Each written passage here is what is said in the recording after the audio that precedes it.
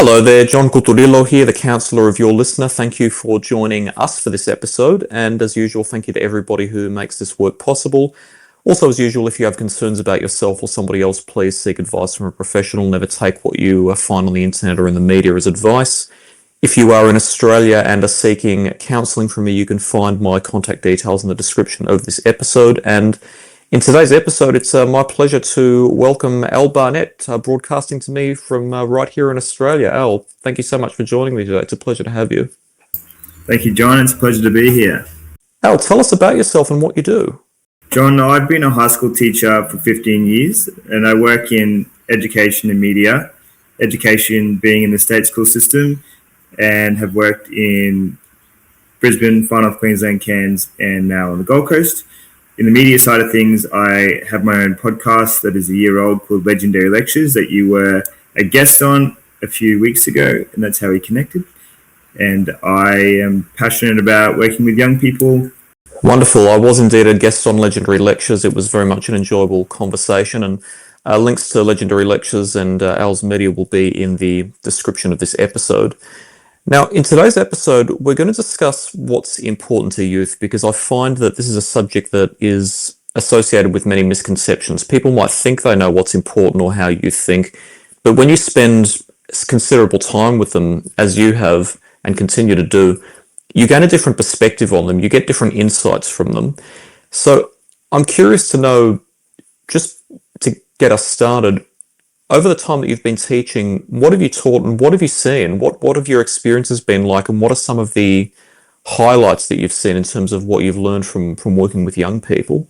I've had an interesting teaching career in that I grew up in Brisbane and somewhat lived in a bubble that was middle class and Anglo-Saxon, and I didn't really not have that many people that were that different from me. And after graduating university, I moved to Far North Queensland, Cairns. I worked an hour west of Cairns at a place called Mariba. That was very multicultural, and the city of Cairns is very multicultural. So it was great to experience different cultures and people and races and religions. And after that first year at Mariba, I worked at Trinity Bay State High, and that has the highest Aboriginal and Torres Strait Islander student population in Australia. And it also has 86 different nationalities at the school as well. Refugee, Pacifica, students from Africa, Asia. I'm a geography teacher by trade. So I'm humanities, so history, geography. I also teach Aboriginal Torres Strait Islander studies. I'm also a health and physical education teacher, and I also can teach general science. When you teach rurally and regionally, you just have to teach what the classrooms need you to teach. I started my own podcast, Legendary Lectures, because I learned so much from my students, but also from the people that I met during my travels. And because the school that I worked at had so many different nationalities, cultures, races, they had lots of different perspectives, but everybody got on really well. So you hear some schools and there's gangs and this race versus this race. It wasn't like that at T-Bay. It was a melting pot. And we would all say, because our school uniform was green, we all bleed green, and that's really what it was. We were a big family. But something that inspired me is that there was a lot of tolerance and interest in people's cultures, because people had strong ties to their own cultures and they loved to share them. And so they understood what culture was. And I have Northwestern European heritage, British Isles and France, but other than that, I didn't. When you come to Australia and my ancestors, came from England on the ships, or my family's been in Australia on both sides for many generations, you have the Australian culture that you grow up with, but you lose the roots. And something that I really appreciated was the kids knowing who they were and knowing their ancestry, even if it was an Aboriginal or Torres Strait Islander student whose family was part of the stolen generation and they could only go back a few, they knew who everybody was. And that made me really appreciate my family more, but also appreciate my heritage. And so the last 3 years, I've been looking into it. That's wonderful. And you noted something important there, that a lot of students you found really appreciated knowing who their ancestors were, having a good connection to culture. Do you find that connection to ancestry has been something that's consistently inspiring for the young people that you've worked with, or do you find more in terms of specific cultural pockets or places in Australia do you find that it's most valued there? I think it depends if your culture is strong and you've grown up with it, and that's when it's celebrated. In my experience, a lot of Anglo-Saxon Australians don't have that, whereas the Pacifico or Aboriginal or Torres Strait, even though in some cases it's lost and not all Aboriginal or Torres Strait Islander people, not all Pacifico, etc., know, but the ones that do know, there's still men's ceremonies, women's ceremonies, dance, and when they all get together, they play the music and they teach little kids to dance. And yeah, there's a lot to celebrate, and they hold tight to it because they really know that this is part of me. I've been lucky enough to go to a shaving party, which is a Torres Strait Islander coming of age male ceremony. I was invited. I was the only Caucasian person there. It was a real honour, and it's a real stepping stone for them into being accepted into the community, but the adult community. And when you've done that, your voice is heard, you have an opinion, and it is a status thing. Whereas for a lot of males in the Western world, they don't have that stepping into an adult thing other than like an 18th birthday party or a 21st where everyone just gets on the alcohol. And, I suppose that's its own cultural thing too. To answer your question, if the family had the culture, they will celebrate it, but it's mostly like people of colour or refugee, etc. Indeed, it's notable that many people don't necessarily identify specifically with a culture, even though we all have it by definition, because the norms and the standards at which we are raised to accept and internalize, they all form a culture of some description, but specific established cultures, we don't always recognize our origins. And so unless our parents have specifically practiced them and taught us and instilled them and passed it down to the next generation. And cultural practice is incredibly important in the context of civilization as an entity, because it provides us with meaning and a set of aspirations effectively to which we can work in order to create cohesion and so forth. And without those, it's quite difficult to operate a civilization without having shared meaning. So having shared meaning is incredibly powerful, and all of humanity's achievements really have been based on shared meaning and those shared goals, and culture is very much a form of that. I'm curious to explore with you now what you found is inspirational and motivational to the people, the students with whom you've worked. And this specific question intrigues me because I find a lot of people have assumptions about youth. They have a lot of assumptions about a lot of subjects, but youth is being the subject in question here, that I don't necessarily find reflected in people's actual experiences with youth. A lot of people assume that what we see in a lot of youth pockets, like being hyper energetic, rowdy, perhaps out of control, a lot of the bad behavior, a lot of people consider that to be an inevitable part of maturing throughout childhood, adolescence, and then into adulthood. But we come into contact with or hear about many children who have accomplished amazing things, who are incredibly mature, who have much to say about the world, and who are very insightful, and who do very much astutely observe their world and want to partake in it. In fact, if you carefully talk with any child or young person, you will find that a young person wants to be involved in the world. They want to be seen, heard, loved, and they want to be engaged. And we all have those needs. So children, just as much as adults, have that. But I find people ignore it often because we assume that what we see in many youth, the rowdiness, the bad behavior, and the sense of apathy, we could call it, is just a normal part of being a teenager or being a young person. I have a hunch that that's not the case, and that it very much has to do with what sort of inspiration and what sort of motivation young people have, and what sort of environment in which they are raised, and how their needs are nurtured. But I'd like to hear your perspective. What do you see in the people that you teach? It would depend on where they are.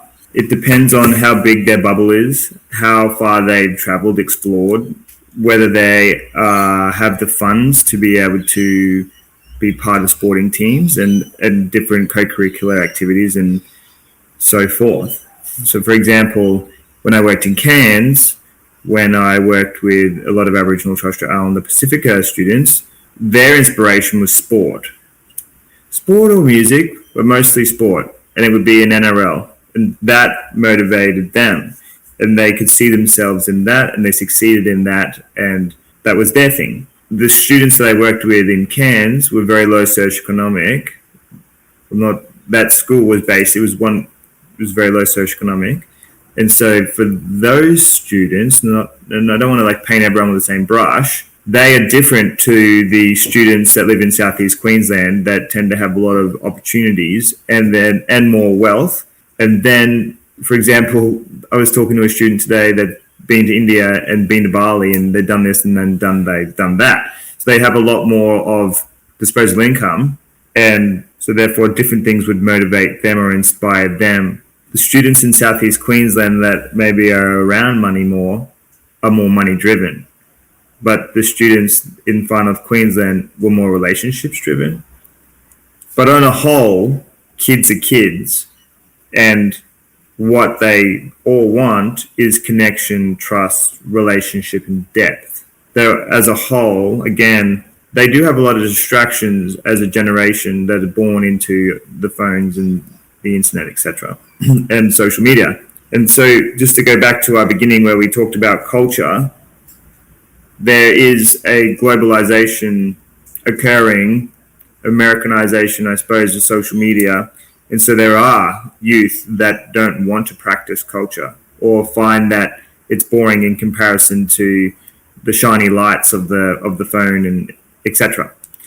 And so in saying that, some students that I'm talking about culture specifically, there was an Aboriginal community in Far North Queensland called Yarrabah, and there's a big disconnection between the elders and the youth because the elders want to teach the youth culture, but the youth want to be on the phones. There's very much something to be learned in those observations, Al, because all of these different locations may foster different people who have different specific ways of meeting their needs. In specific pockets where culture is strong, being tied to that culture is very motivational. Being tied to sport may be quite motivational. Having quality and strong relationships may be motivational if perhaps that's what you had growing up if you didn't have money, but your relations with other people were what helped you survive effectively, mentally, through the hardship of that. Then the relationships may be what continue to motivate you. And if you have been exposed to money and wealth when you're in those years, because you've been exposed to it and it's become almost a norm, then you're more likely to seek that as a means of obtaining your needs. But you're right that all of these youth from all these different contexts effectively have the same needs, but we learn different ways to get them. Relationships and having good relationships with people is a need for everyone. Some people meet that directly by just seeking good relationships with people. And if you have not grown up around money and relationships are what kept you motivated to keep persevering in life, then effectively you've directly worked towards your basic needs. But if you've grown up around money, which is effectively a proxy for needs, it's a part of our life, but it's also something that is almost an indirect way to get needs. You don't really survive directly off of money. You earn money to then buy the things that are going to help you survive. So it's it's a proxy. And if you're around that, then you learn through experience that that's something that buys you what you need, and you can then interpret that that's going to allow you to get other sorts of needs as well, which in and of itself can be a dangerous assumption, but sooner or later a lot of people also learn that it doesn't necessarily. A lot of people don't use it exclusively. There are plenty of people who have both money and quality relationships with others. In terms of engaging students in the classroom, again, every young person wants to be engaged with the world. Have you found that there are specific ways that you've taught that students have found engaging that speaks to what they're looking for in you as a teacher? What I've seen over the 14 years of teaching is that the teaching has become more of an entertainment thing, which is part of the job because you are working with people. Though youth have become much less, I don't want to say disciplined, but I've seen the increase in chattiness. Attention spans have shortened, and retaining information is something that has become harder. About inspiring, well, the students need to see themselves in the education, or they need to see themselves in the teacher. So, for example, when I was in Cairns and I taught Aboriginal and Torres Strait Islander studies, I'm not Aboriginal or Torres Strait, and I worked in a team, so I learnt off them. And not that I was Aboriginal or Torres Strait, but I spoke with elders and parroted what they had told me, and the students accepted me in that. So they could see themselves in that subject. And in that subject, for example, there was this boy, he was getting a D in English, but he was getting an A in Aboriginal and Torres Strait Islander studies. And in both subjects, they had to write essays, and they had to write a 500-word essay, and he smashed it. He was very clever. But he couldn't see himself in the English, but he could see himself in the Aboriginal and Torres Strait Islander studies. So that's one thing, if they can see themselves and they can relate to the content. Secondly, it depends on how the student learns. Is it a visual learner? Are they a kinesthetic, hands-on? Do they like to build things? Or are they visual? So if they can connect to the curriculum, even if they might find it a little bit interesting, if it touches on how they learn, they will be able to achieve.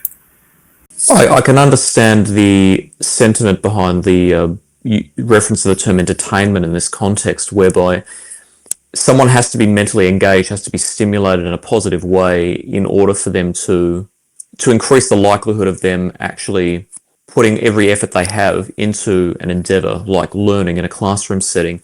Mentally stimulating them is going to be the best path to that. And in effect, we all have needs for mental stimulation, and especially when we have different learning styles that aren't very much utilised in mainstream education, it can be very disheartening for students when they don't feel as though they can engage with the content, but it's hard for them to understand why, or perhaps even produce why. Something that's interesting about young people, they understand before they learn to produce. So they understand what's happening in the world before they can find a way of communicating it using language.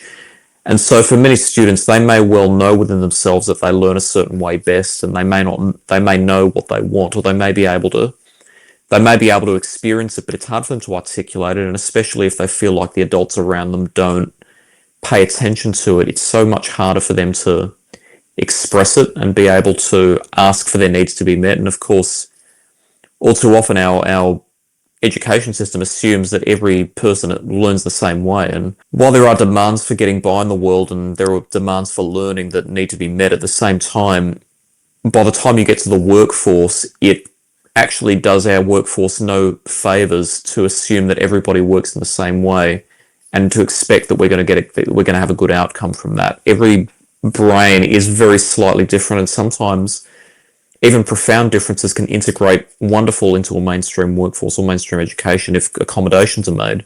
I imagine that something that really helps is if the students feel like you as a teacher respect them and you listen to them, and they see, even if you're not exactly like them, if they believe that you genuinely have an interest in them and want to help them and you're approachable, I imagine that can sometimes be the difference between somebody engaging and not engaging.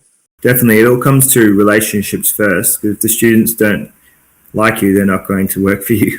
So you need to make an effort to get to know who they are. It's more about curiosity on both parts. Absolutely. And again, this is another time to remind ourselves that adults and youth are not so removed. We have the same basic needs, and being able to engage with somebody, feeling safe with them, is so important.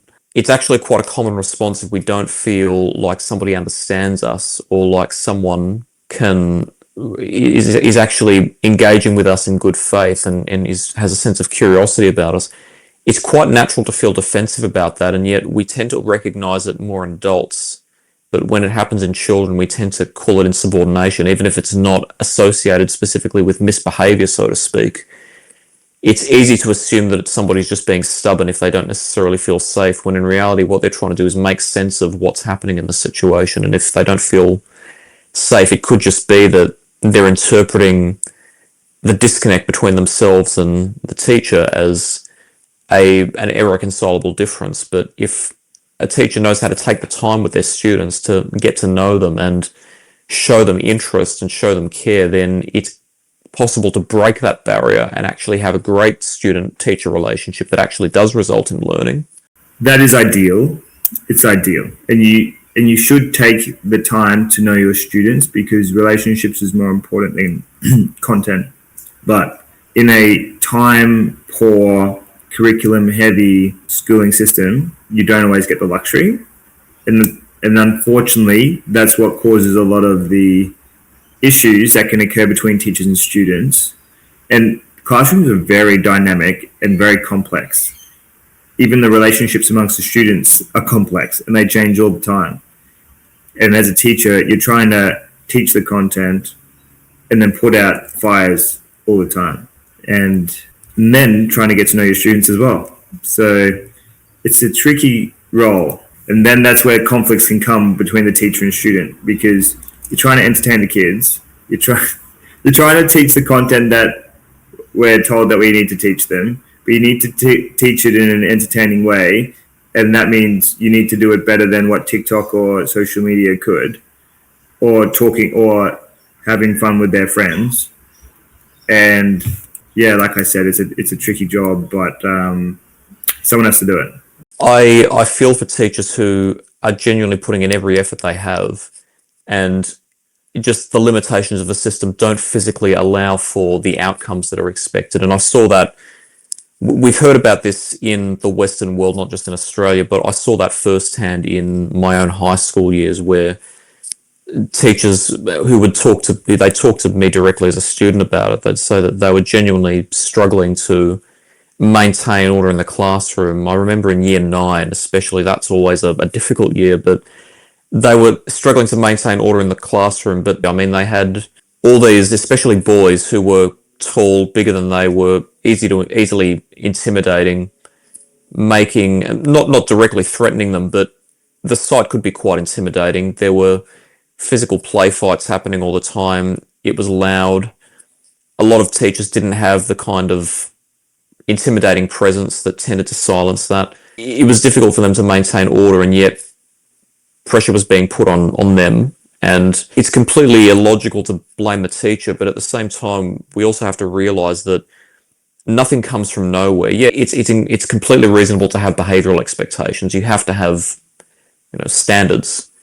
But at the same time, if you want to solve a problem, and doing it the direct way, or the way that seems most direct, is not working, then you have two choices. You can either keep trying and continue failing, or you can find another solution and potentially get the outcome you want. And if the outcome you want is harmony and quality learning, then you have to understand what's happening underneath the problem to cause it. And the combination of the limitations, not being able to really get to know the students, coupled with the fact that not everybody's learning style is honoured in the limitations of a public school system, it all adds up. And as you say, you're putting out fires while trying to do something that's difficult even on its own. Yeah, I don't know if I have too much to add to that. Students are much more complex over the years as well, and more emotional, less resilient, and have more going on. And I don't know if you know, but Australia, like a lot of Western countries, are in a teaching crisis. And there is also a trend that parents aren't supporting teachers as much as they could, or getting on the students' back with, expectations of homework. But homework's a funny one. Like, there's not heaps of equity in homework, though, because they might not have parents or a carer at home that's able to help them with it. So that's a bit of a tricky one. But just to have the teachers back, a lot of parents come in to support their kid and will fight back at the teacher to push them off instead of pairing with them. I'm not saying it's everybody, but it's very common. The sentiment that people have more going on very much resonates. Something that I've been observing for a long time is that we seem to be living in a mainstream culture that values living in excess, and the sentiment is that we should get more without necessarily focusing on quality. And so people are engaging in more media, they have more streaming channels, they want more possessions, they're engaging in more social media, posting more photos of themselves online, they're wanting to be on more platforms, interacting with more people at a given time, more stimulation, more is expected from people in the workplace. We want to accomplish more. Well, let's start using AI to take some of the effort away. The emphasis seems to be on more, but then I perhaps you can comment on this. What I understand from that is, if a young person observes that the world is living in excess, even if they don't necessarily acknowledge it that way, the implicit message they're receiving is, when I grow up, that's what's going to be expected of me. I'm going to be expected to do 16 hours worth of work in an 8-hour day. I'm going to be expected to earn more money. I'm going to be expected to own nicer possessions. If people want to like me, I'm going to be expected to be in touch with more people.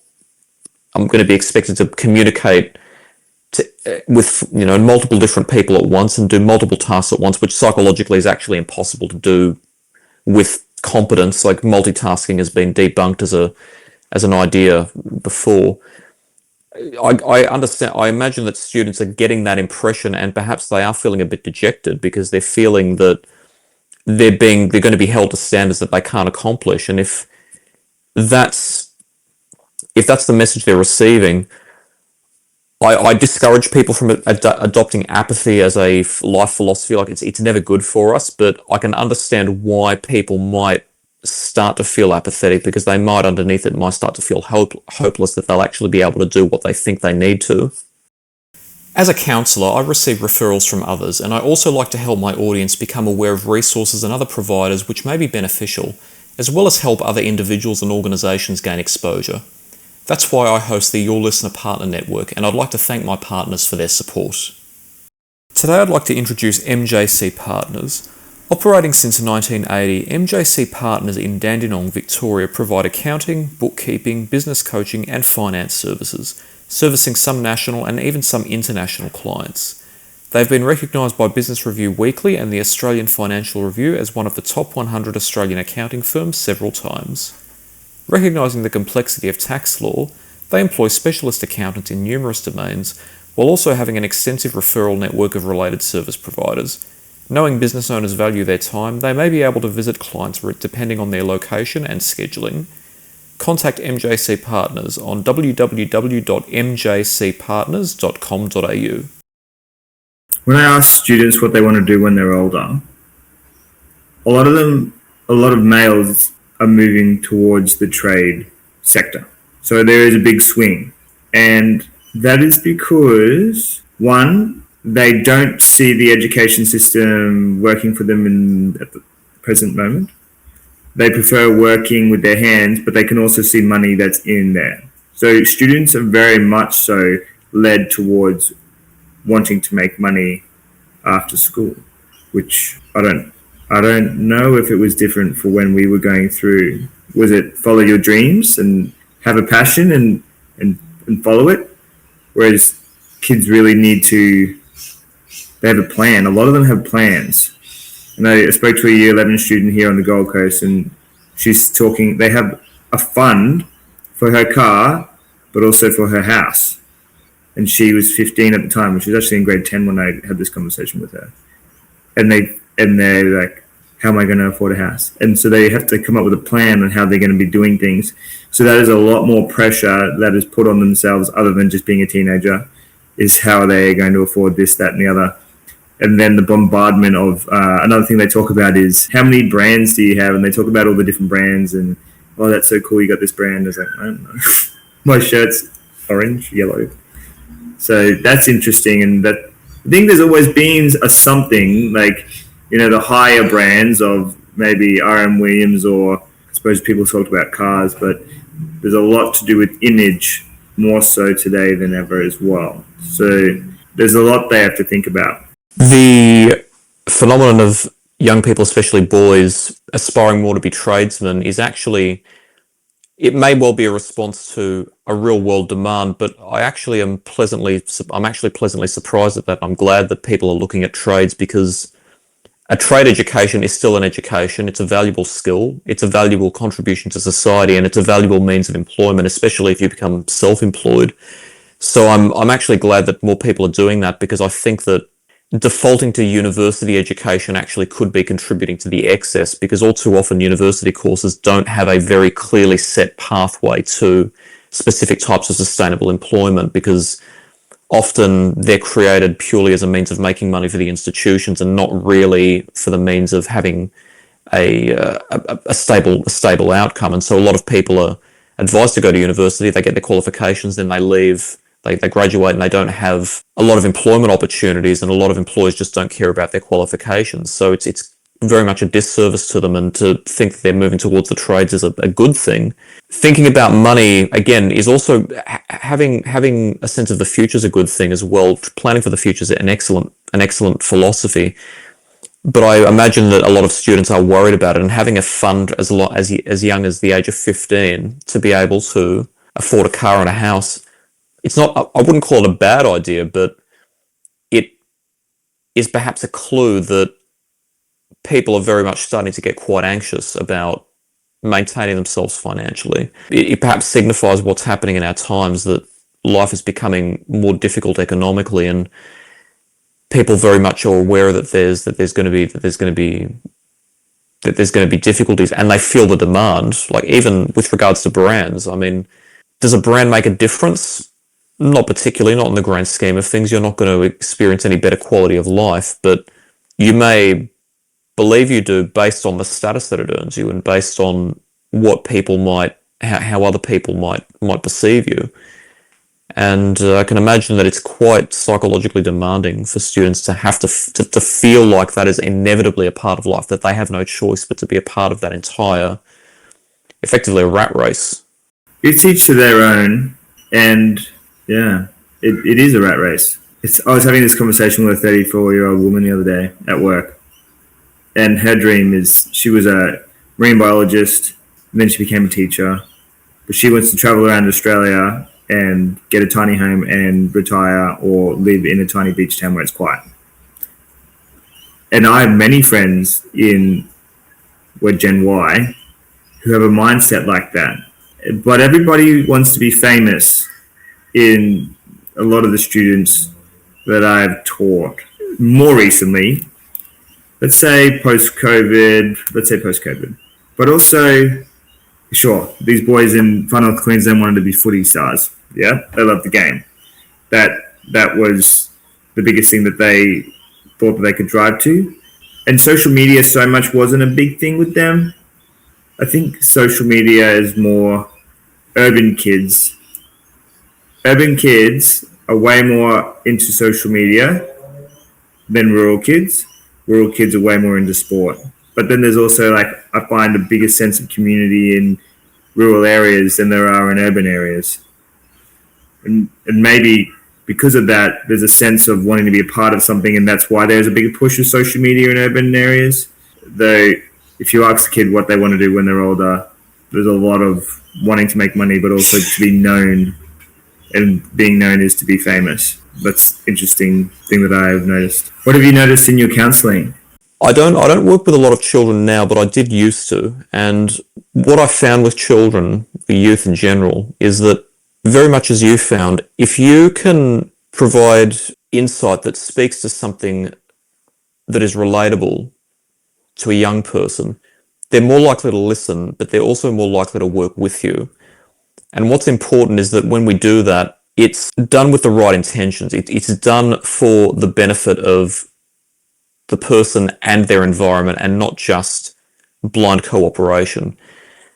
I spoke with you about this in the episode that I did when I was a guest on your program, that there's a very fine balance to be struck between individuality and conformity, and that if we don't have conformity, then society can't be orderly, because we all have different standards that don't harmonize with each other. But if we have blind conformity without freedom for individuality, then society becomes authoritarian, and people become very much dejected at that, and that's where apathy and also rebellion is born, because people either feel so restricted that they don't feel any use in being aspirational, it's quite inhumane at that stage, or they become so angry at it that they rebel and end up causing further destruction. So either extreme never works. There needs to be a healthy balance. It's almost the same in any endeavor in life. It's the same as working with youth. And to give some examples, when I was working more with youth in years past, I was working more in the disability space, whereby youth had diagnoses of autism, ADHD. Perhaps they had attachment trauma because they grew up in households in which there was domestic violence or there was neglect. And I also witnessed this not just through my direct work with carers, but also listening to other allied health professionals who were working with my clients and different clients. What I found is that what people assume is bad behavior in those cases, and again, in these cases, we're not talking about children who are in ideal environments where they're not, well cared for and they don't have things at their disposal and opportunity. A lot of these children are quite disadvantaged. What we were finding is that what people were terming bad behavior or difficult behavior really was just the child communicating that they needed something that they didn't know how to obtain, and the bad behavior more was a sign of distress that they couldn't communicate their needs. Really, we all have the same basic needs. It's very much a universal phenomenon, and if we know how to meet those needs in a healthy manner, we will meet them in a healthy manner. If we don't, that's when problems arise, because the distress leads us to conclude, if I can't get it this way, I'm going to have to find a way to get somebody else's attention so that they can help me meet those needs. And in almost every case, the way to really help a young person to control their behavior is to create a connection with them. As you've demonstrated, you create a connection with them. You show that you are genuinely interested. You be transparent with them. You don't feign empathy. You don't try to tell them, I'm doing this for your best interest, when in reality you're just trying to satisfy the teacher or the system or the institution or whatever environment it is in which they find themselves. You be transparent with them. Tell them, look, this is why this has to be a certain way, but I can understand your perspective as well. And if we make some changes, there's a way that we can both work together. We can both do what we have to do without it having to be a painful experience or an unpleasant experience. And find what motivates them, help them find a way that they can get that without having to resort to things that are distressing. And more often than not, that will help them solve their own problems. And it doesn't have to involve resistance. It's actually a harmonious experience. That's more of a biased set of data, because again, I was working with youth that were quite troubled in those days. So the extent of the distress and the resistance is always going to be more than in the general population. But just because one has those problems, it doesn't mean that their needs are any different to a person who doesn't have those problems. It just means that they might need to they might feel they need to resort to more extreme measures to get what they need. In reality, if you put someone in a healthy environment where they feel heard, they feel safe emotionally and physically, they feel that they're allowed to explore, they're allowed to try things, they're allowed to be themselves, they're allowed to make innocent mistakes without being berated for it, and there's somebody to whom they can turn if they need it, and they're also challenged, given plenty of stimulation, that's the path to healthy growth. It's hard to maintain because life is complex, but it's an ideal aspiration, I would say.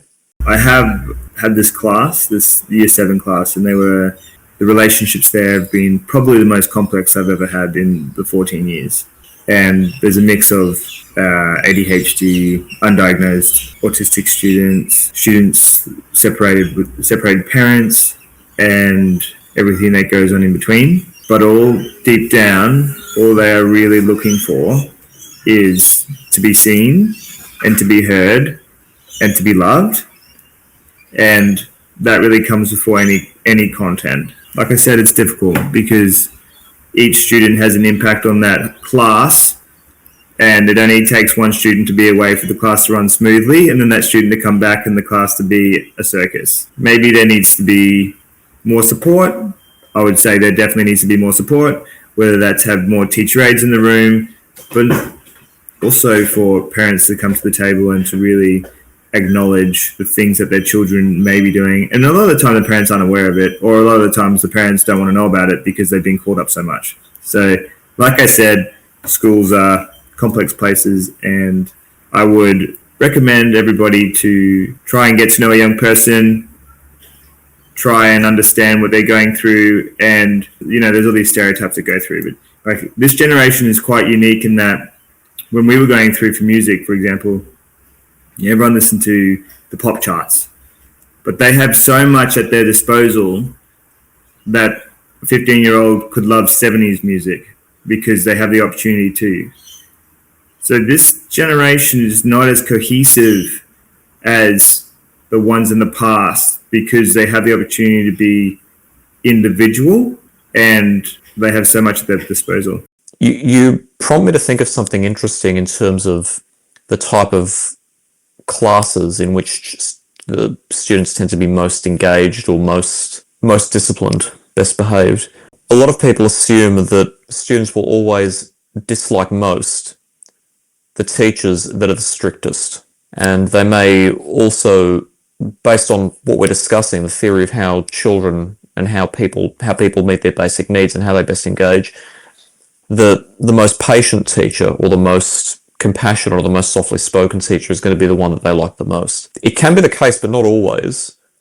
And I've actually found, not just in school, but also in working at the disability space, whereby people might have behaviours of concern stemming from mental illness, and they work with carers who are not inhumane, but quite strict in terms of boundaries. Those authority figures, I've found that they've been some of the most respected and the most trusted, because all of us need a sense of safety. And if we see someone who is taking responsibility, not for us, but taking responsibility for telling us what we need to hear, but also providing a safe environment where they do genuinely respect us and care about us, that's got to feel a lot safer for a young person than if they're in an environment where there are lax rules and the teacher doesn't really care about them. Because yes, they're allowed to do what they want, so to speak, in a lax environment, but even to a young person, that is not the most safe feeling. The most safe feeling is someone who genuinely cares and demonstrates it, but also sets the right boundaries. And so I think there's a fine balance to be struck, that a teacher who's strict and has very strong boundaries and is very much a disciplinarian when it matters, but at the same time is compassionate, grounded, and very characterful. If you strike that balance, you can have a massive impact on students, and they can highly respect you from that. And from that, they may be more willing to engage, and from that, they may actually learn something and get more out of the class or the situation in which they find themselves. 100% agree. I agree with everything you said there. Students love to know the boundaries, and if they don't know them, they will push them and they will test them. I have seen teachers in my career that don't have strong boundaries or don't follow through, and the students will eat them. So if you say you're going to do something, follow through. And I also agree with you, like the softest teacher, and the calm teacher, students agree with that. And there is you have to be respectful, but that soft teacher will also come down hard if needed. Students don't like people that yell at them. It all comes down to respect. It doesn't matter how old they are. If you respect them, teaching isn't a game anymore where you're the authority figure and so automatically you get the respect. It's not. And maybe it is at a private school because they have more power to kick you out, but it is a relationship game. They need to know that they're cared for, and they need to know that they're being seen and heard. And if you get that right, then you'll be okay. Al, I want to thank you so much for being on the program today. I've thoroughly enjoyed this conversation, and especially when I get the chance to talk to people who work with youth, I'm always fascinated to talk to them, hear their perspectives, because I think youth is a misunderstood period of development, and there are many misconceptions about it. And in my endeavour of teaching people about how the world works, teaching how our youth work is so important, because they are the start of life. You can't become a part of society and make your way in the world until you pass through the period of youth. So it's so important to understand how that period works. And I really want to thank you for your insights today. It's been a pleasure to talk to you about them. Thank you, John. I really enjoyed this conversation as well. It's my pleasure. And to our audience, thank you to everybody for joining us today.